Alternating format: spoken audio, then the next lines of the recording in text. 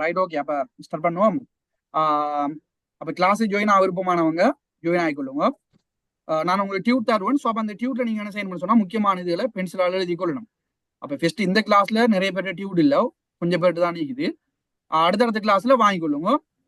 இந்த உங்களுக்கு டியூட் கிடைச்சதுக்கு பிறகு நீங்க என்ன செய்யணும், இந்த ரெக்கார்டிங் யூடியூப்ல நான் போடுவேன். ஸோ அப்போ யூடியூப்ல நீங்க ரெக்கார்டிங்கை பார்த்துட்டு முக்கியமான பாயிண்ட்ல சைட்ல எழுதிக்கொள்ளும். சரியா?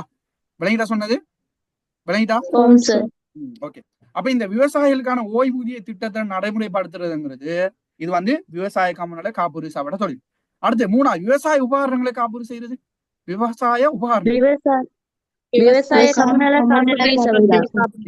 அதே திணைக்களம் தான் விவசாய கமநல காப்புறுதி சபை. விவசாய கமநல காப்புறுதி சபை.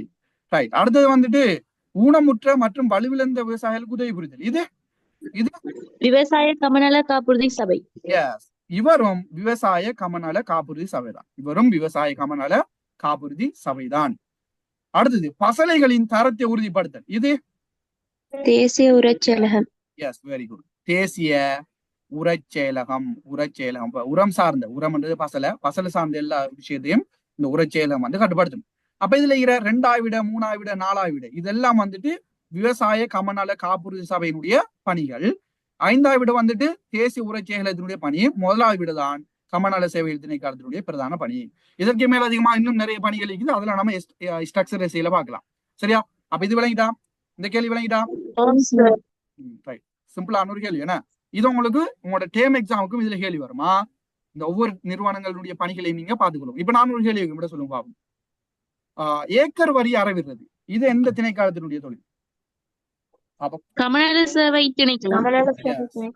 வெரி குட், கமநல சேவை திணைக்களம். அதே மாதிரி 200 ஏக்கர் குறைவான நீர்ப்பாசன திட்டங்களை புனர்நிர்மாணம் செய்யறது அது சார்ந்த நடவடிக்கைகளை கண்காணிக்கிறது யாரு? கமநல சேவைகள் திணைக்களம். கமநல சேவைகள் திணைக்களம். அதே மாதிரி வித்துகள் அத்தாட்சிப்படுத்தல் அது எந்த நிறுவனம்? பாபம். விவசாய திணைக்களம். விவசாய திணைக்களம். விவசாய திணைக்களம். நம்ம இப்ப 8ஆவது யூனிட் தானே போகுது தியரி கிளாஸ்ல. நம்ம தியரி கிளாஸ்ல 8ஆவது யூனிட் போகுது. அப்ப அதுல நம்ம இந்த வித்துக்களை அத்தாட்சிப்படுத்தல் படிப்போமா? இப்ப நம்ம ஸ்டார்ட் பண்ணி வித்தை பத்தி படிச்சுட்டு இருக்கிறோம். பிறகு வித்துக்களை அத்தாட்சிப்படுத்தல் பத்தி படிப்போம். அந்த டைம் உங்களுக்கு இன்னும் சிம்பிளா விளங்கும். அதை எப்படி செய்யறதுன்னு தான் பார்ப்போம்.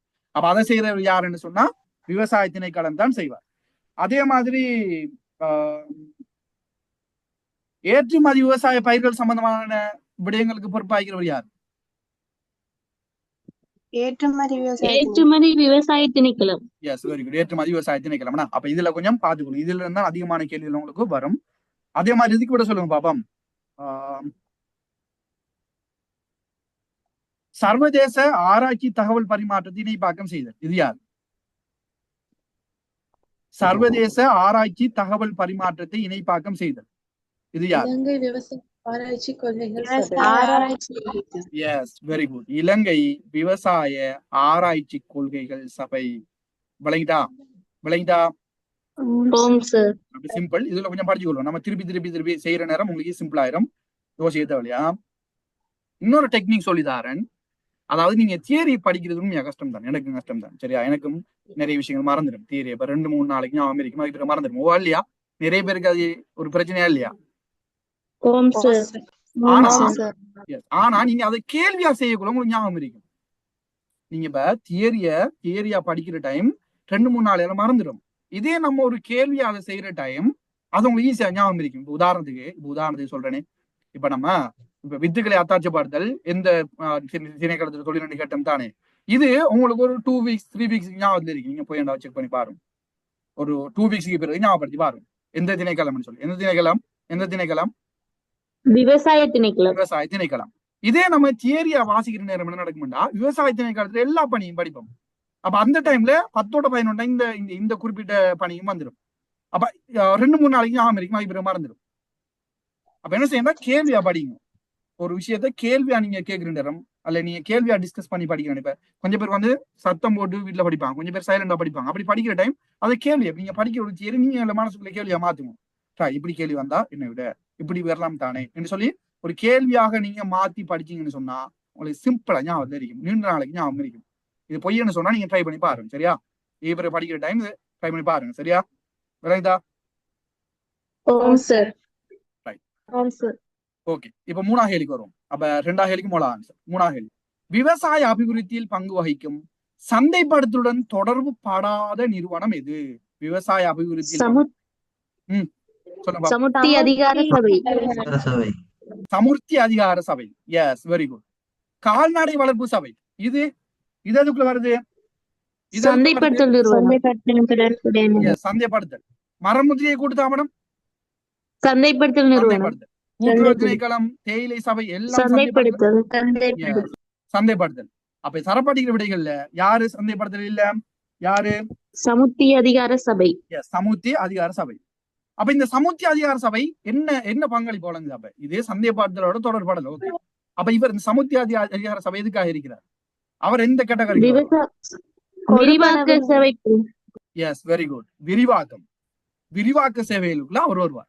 சமுர்த்தி அதிகார சபை. ஓவா இல்லையா? இப்ப நான் ஒரு திணைக்களம் சொல்றேன், அது வந்து எந்த இதுக்கு வரும்னு சொல்லுவோம். அது வந்து இந்த விரிவாக்கம் சம்பந்தமா வருமா சந்தைப்படுத்தல் சம்பந்தமா வருமானு சொல்லணும். 2 கேட்டகரி தான், விரிவாக்கத்துக்கு வரும் அல்லது சந்தைப்படுத்தல் வரும். சரியா? ரைட். பொருளாதார மத்திய நிலையங்கள் எதோட சம்பந்தப்படுது? சந்தைப்படுத்தலோட சம்பந்தப்படுது. Yes, very good. பொருளாதார மத்திய நிலையங்கள் சந்தைப்படுத்தலோட சம்பந்தப்பட்டதுன்னா அங்கதான் வியாபாரிகள் மொத்த வியாபாரம் எல்லாம் நடக்குமாங்க. இந்த இடைத்தரகர்கள்ல புரோக்கர் செய்கிறாங்க தானே, அவங்களோட எந்த ஒரு பங்களிப்பும் அதுல இருக்காது. புரோக்கர்ஸை அடிச்சு துரத்திட்டு நேரடியாக விற்பனையாளர்களுக்கு இந்த உற்பத்திகளை வழங்கக்கூடிய ஒரு நிலையம் தான் இந்த பொருளாதார மத்திய நிலையங்களோட சொல்றது. சரியா? ரைட். அடுத்தது கால்நடை உற்பத்தி சுகாதார திணைக்களம். அது சந்தைப்படுத்தல், விரிவாக்கம். Very good. கால்நடை உற்பத்தி சுகாதார திணைக்களம் இது விரிவாக்கத்தோடு சம்பந்தப்பட்டது. சரியா? விளங்கிட்டா? அதே மாதிரி இன்னொன்று இது இந்த கால்நடை வளர்ப்பு சபை என்று சொல்லி கொண்டிருக்குது. அது சந்தைப்படுத்தல் உள்ள வரும். எஸ், தேவையானாக்கள் நோட் பண்ணிக்கலாம். கால்நடை வளர்ப்பு சபை என்றது சந்தைப்படுத்தல் உள்ள வரும். கால்நடை உற்பத்தி சுகாதார திணைக்களம் விரிவாக்கத்தில் வரும். இப்ப இந்த வருஷம் எக்ஸாம் பேப்பர் பார்த்தா, நீங்க எம்சிக்யூ பேப்பர் பார்த்தா? நானும் குரூப்ல போட்டிருந்தேன். ஓகே. அதுல ஒரு கேள்வி ஒன்று வந்துருச்சு பாத்தீங்களா? அண்மையில உருவாக்கப்பட்ட விவசாயத்துறை சம்பந்தமான ஒரு நிறுவனம் என்னன்னு சொல்லி கருவா பயிற்சி திணைக்களம். எஸ், கருவா. அந்த குரூப்ல எல்லாருக்கும் ஜாயின் ஆகும். இந்த குரூப்ல நான் நிறைய விஷயங்கள் ஷேர் பண்ணேன், பிள்ளைகளை வந்து டிஸ்கஸ் பண்ணி படிப்பாங்க. ஸோ அப்ப நீங்க இந்த குரூப்ல உங்களோட டவுட் எல்லாம் கேட்டு நீங்களே டிஸ்கஸ் பண்ணி படிச்சு கொள்ளையிலும். ஸோ அப்ப அந்த குரூப்ல எல்லாருக்கும் ஜாயின் ஆகிக்கொள்ளும் கட்டாயம். இப்ப அண்மையில் இந்த வருஷம் கேள்வி வந்துச்சு, அண்மையில உருவாக்கப்பட்ட. அப்ப என்ன விட அது என்ன விட? கருவா. எஸ், அப்ப அது வந்து இந்த வருடம் ஃபைனல் எக்ஸாமுக்கு வந்த ஒரு கேள்வி, அண்மையில உருவாக்கப்பட்ட ஒரு நிறுவனம் அது. சரியா? அப்படியான கேள்வியிலும் வருது என்ன? ஓகே. அப்ப இந்த விஷயங்களை கொஞ்சம் பார்த்துக்கொள்ளுங்க.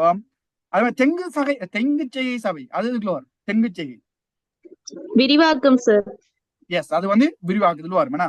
Very good. ஓகே. அப்ப அதுல கொஞ்சம் பார்த்துக்கொள்ளுங்களா? இது உங்களுக்கு டேம் எக்ஸாம்ல எல்லாம் வரும். டேம் எக்ஸாம்ல எல்லாம் கட்டாயம் இப்படியான கேள்விகள் போடுவாங்க, நீங்க நம்பி போகலாமா? ரைட். 4ஆவதுக்கு வருவோம். தலா மொத்த தேசிய உற்பத்தி எனப்படுவது. ரைட். இப்ப நான் எத்தனாவது ஆன்சர்? 3வது ஆன்சர். ரைட், 3வது ஆன்சர். ஓகே, அது இருக்கட்டும். இப்ப நான் கேட்கிறேன், மொத்த தேசிய உற்பத்தி என்றா என்ன? ஒரு நாடொன்றில குறிப்பிட்ட ஆண்டில உற்பத்தி செய்யற எல்லா சேவை பண்டங்களினுடைய பெறுமதி தான் மொத்த தேசிய உற்பத்தி. Yes, very good, very good. அவ சொன்னதானா என்ன? மொத்த தேசிய கட்டாயம் இதை படிச்சு கொடுங்களா? இதுல கட்டாயம் கேள்வி வரும். மொத்த தேசிய உற்பத்திங்கிறது என்னண்டா, இப்ப ஒரு நாடு இருக்கு. இப்ப நம்ம இலங்கை எடுப்போமே, ரைட், நம்ம இலங்கை இருக்கிறா, இலங்கையை வச்சு யோசிங்க. இப்ப நம்ம இலங்கை முக்கியமாக நமக்கு தெரியும் ஒரு விவசாய நாடு. இப்ப இலங்கையில நிறைய என்ன பொருட்கள் எல்லாம் உற்பத்தி செய்யப்படுது. இதுல ஒரு இன்னொரு விஷயம் சொல்லி தாரேன். இத மைக்கில கொஞ்சம் மீட் பண்ணி எழுதிக்கிட்டு இருக்கேன். ரைட், ஓகே, மைக்கில கொஞ்சம் மீட்ல போடுங்க. ரைட், இப்ப இதுல ஒரு முக்கியமான விஷயம் உங்களுக்கு தெரியணும். நிறைய சொல்லி தந்திருக்க மாட்டாங்க. ரைட், நான் சொல்லித்தரேன்.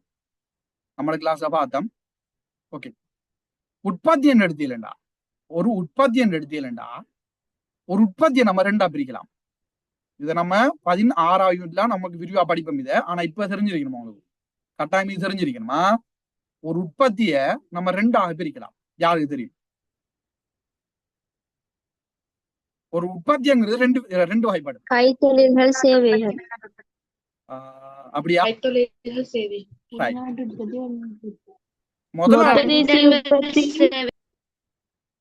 முதலாவது நீங்க சொன்ன மாதிரி சேவை.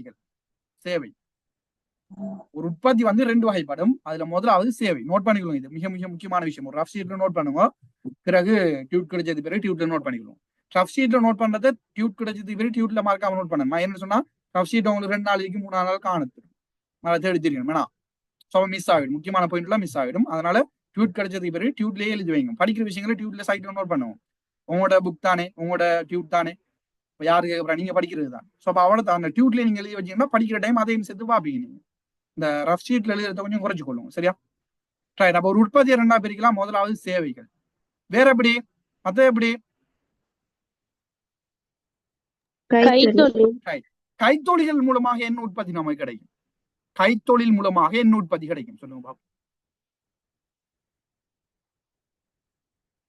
இதுக்கு விட சொன்னா சரி. அதான் உள்ளீடுகள்ங்கிறது அது வேற சாப்டர், அதை பிறகு பாப்போம் நம்ம.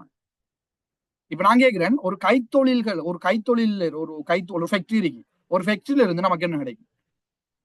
பண்டங்கள். எஸ், வெரி குட், பண்டம். வெரி குட், பண்டம். சோ உற்பத்தி என்று எடுத்தீங்களா, அந்த உற்பத்தி 2 விதத்தில் இருக்கலாம். எப்படி? முதலாவது எப்படி இருக்கலாம்? அவர் ஒரு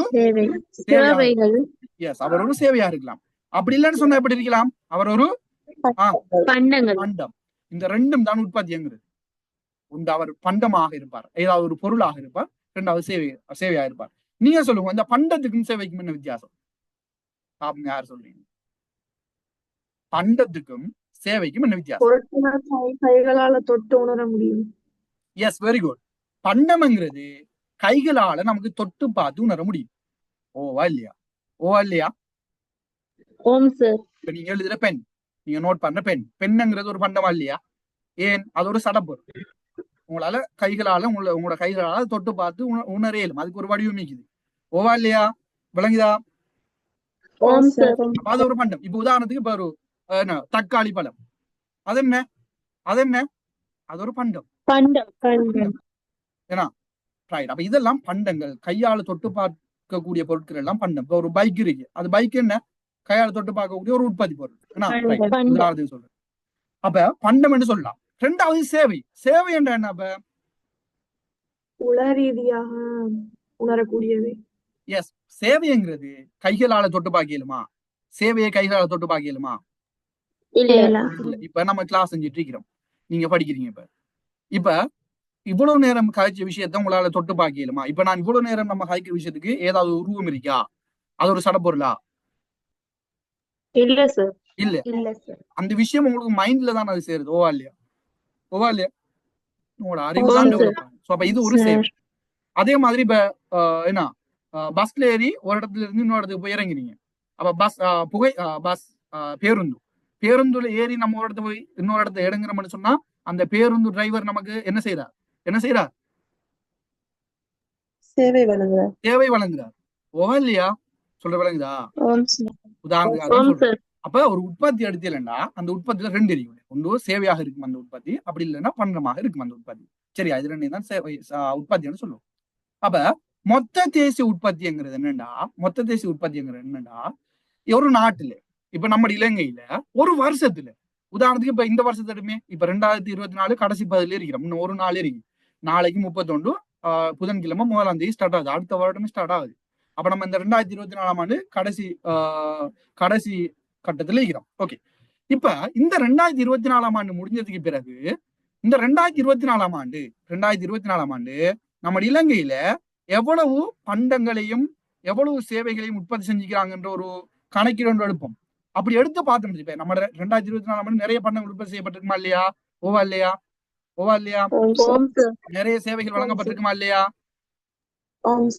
அப்ப அந்த 2024ஆம் ஆண்டு இந்த வருடம் எவ்வளவு பண்டமும் எவ்வளவு சேவையும் உற்பத்தி செய்யப்பட்டிருக்கோ அது ரெண்டையும் கூட்டினா நமக்கு கிடைக்கிறது தான் மொத்த தேசிய உற்பத்தி.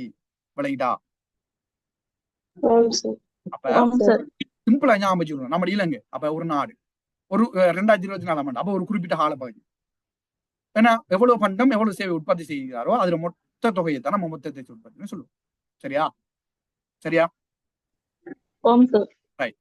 இந்த மொத்த தேசிய உற்பத்தி எடுத்தீங்கன்னா இந்த மொத்த தேசிய உற்பத்தியில 3 முக்கியமான துறைகள் இருக்கு. மொத்த தேசிய உற்பத்தியில பங்களிப்பு செய்யக்கூடிய 3 முக்கியமான துறைகள் இருக்கு. என்னென்ன? விவசாயம், கைத்தொழில், சேவைத்துறை, விவசாயத்துறை, கைத்தொழில் துறை. Yes, very good. கைத்தொழில் துறை, சேவைத்துறை, விவசாயத்துறை, இது 3 தான் மொத்த தேசிய உற்பத்திக்கு பங்களிப்பு செய்யக்கூடிய துறைகள். நான் சொல்றது மிக மிக முக்கியமான விஷயம். நோட்ஸ் இல்லாதவங்க படிக்காதவங்க நோட் பண்ணிக்கொள்ளுங்க. அப்ப மொத்த தேசிய உற்பத்தியில 3 துறைகள் பங்களிப்பு செய்யும். கைத்தொழில் துறை, சேவைத்துறை, விவசாயத்துறை. இது 3லயும் எது மொத்த தேசிய உற்பத்திக்கு அதிகமான பங்களிப்பு வழங்குது? சேவைத்துறை.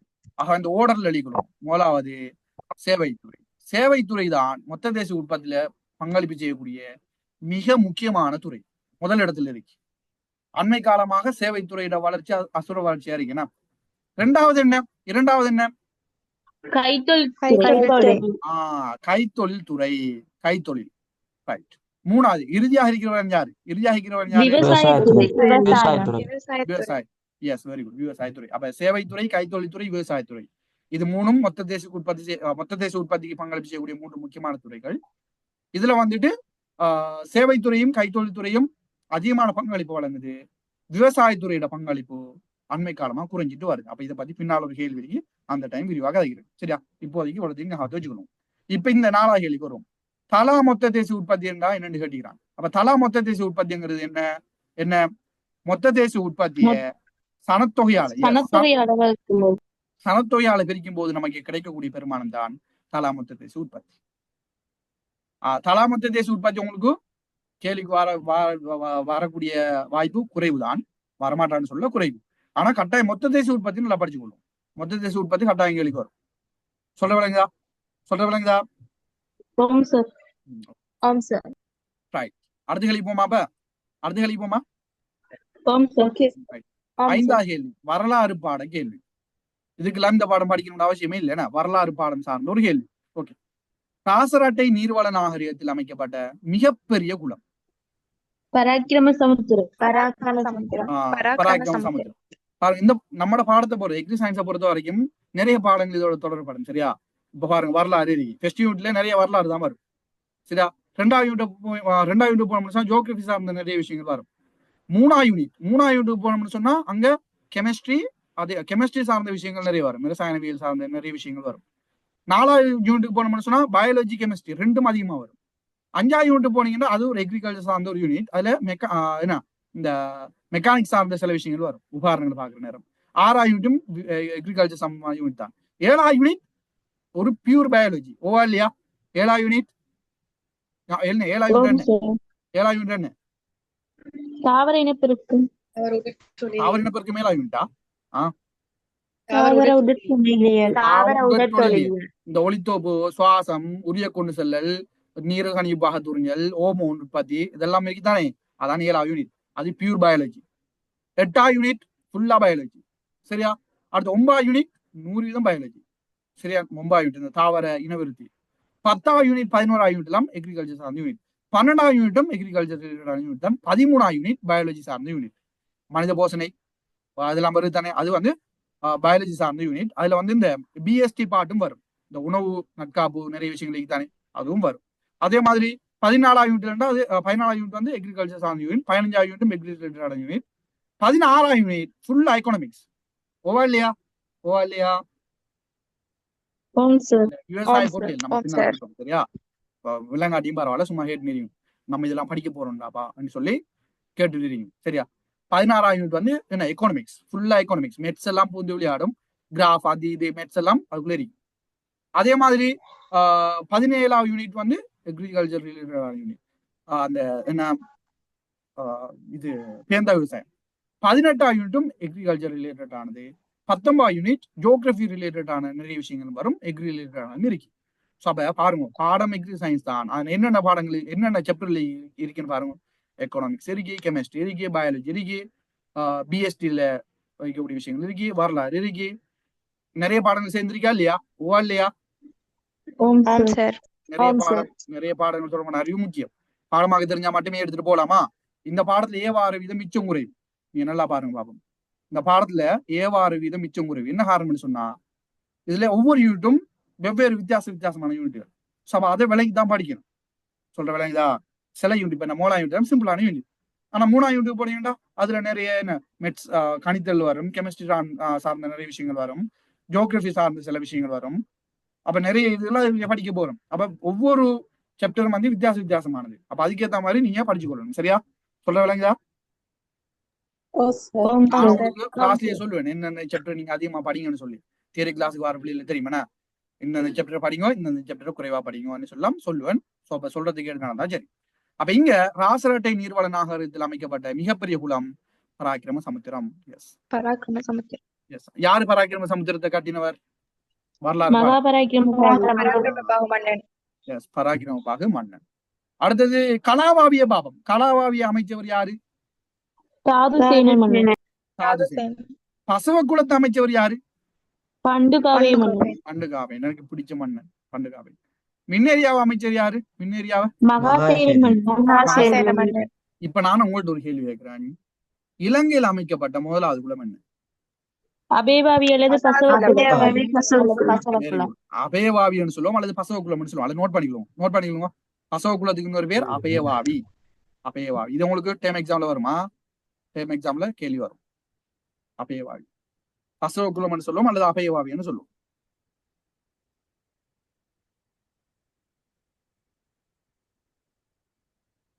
ரைட், அபயவாவி அல்லது பசவகுலம். அப்ப இதை கட்டினவர் பண்டுகாவை. என்னன்னா கட்டாயம் தெரிஞ்சிருக்கணுமா இது?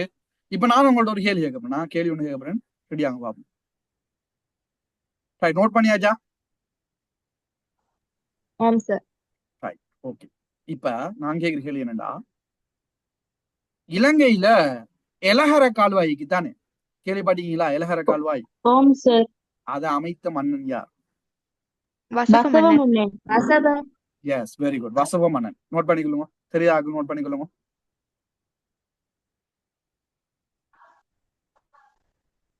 ரைட், வசவ மன்னன். எலஹர கால்வாயை கட்டினவர் வசவன். மிக முக்கியமான விஷயம் அது. அடுத்தது யோத கால்வாய் அமைச்சவர் யாரு?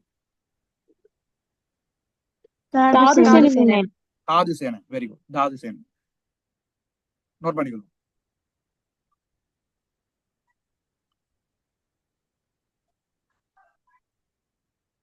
ரைட், அடுத்த கேள்வி என்னன்னு சொன்னா, இந்த 3 போகங்கள் இலங்கையில 3 போகங்கள்ல பயிற்சி செஞ்சாங்கன்னு சொல்லி தோணிக்கல கல்வெட்டு சார்.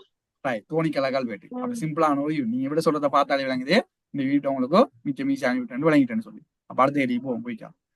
இலங்கையில் தாவர மண்டபப்படுத்தல் சேவை அமைந்திருப்பது. இலங்கையில தாவர மண்டபப்படுத்தல் சேவை எங்க அமைஞ்சிருக்கு? கண்ணொருவையா கட்டுநாயக்காவா? ரைட், கட்டுநாயக்கா.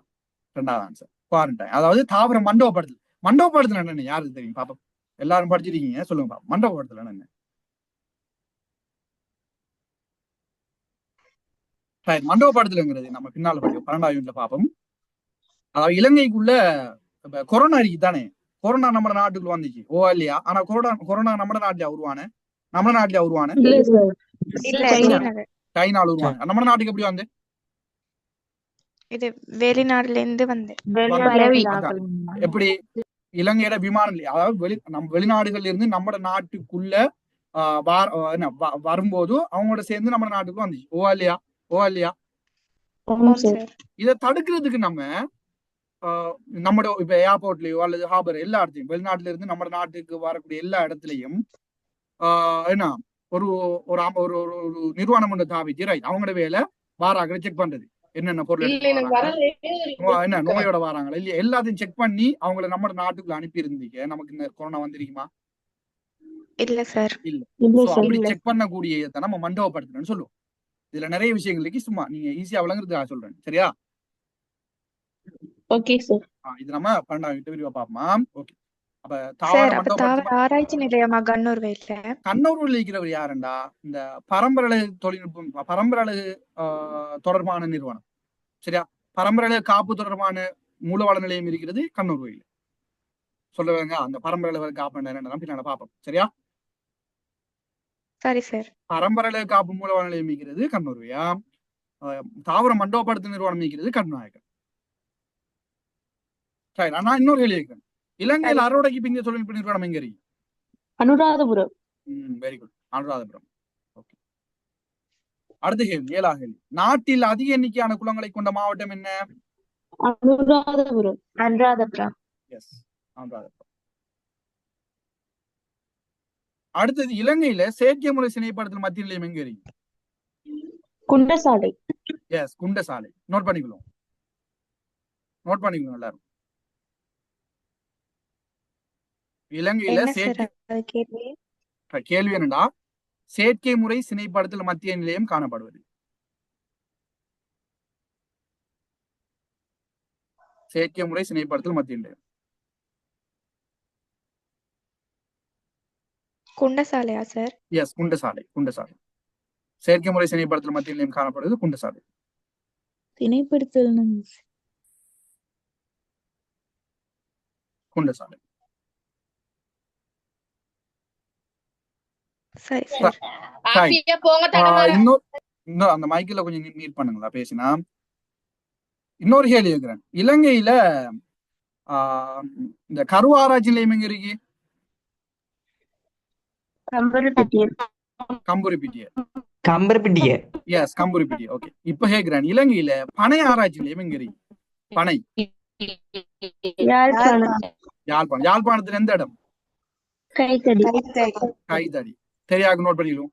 அதாவது பனை ஆராய்ச்சி நிலையம் இருப்பது, பனை ஆராய்ச்சி நிலையம் இருக்கிறது கைதடி, யாழ்ப்பாணம்.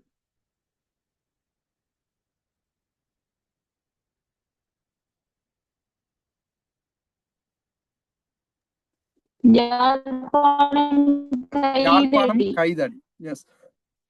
ஓகே. அப்ப கைதடி. ஓகே. அப்ப இதோட ஸ்டாப் பண்ணுவோம். இன்ஷா அல்லாஹ் நாளைக்கு அல்லது புதன்கிழமை இன்னொரு கிளாஸ் உங்களுக்கு நடக்கும். சரி, அதுக்கு பிறகு நம்மளோட அந்த பேமெண்ட் கிளாஸ் வந்து கண்டினியூவா நடக்கும் உங்களுக்கு. ஸோ இன்னைக்கு படிச்சு எல்லாம் விளங்கிதா? இந்த கிளாஸ் என்ன மாதிரி விளங்குதா? போர் அடிக்குதா இல்லையே? Right, okay. அப்ப இன்ஷா அல்லாஹ் அடுத்த கிளாஸ்ல சந்திப்போம். கிளாஸை ஜாயின் ஆக விருப்பமானவங்க இந்த நம்பரை கண்டெக்ட் பண்ண, உங்களுக்கு நான் பிடிஎஃபையும் போட்டு விட்டுறேன்.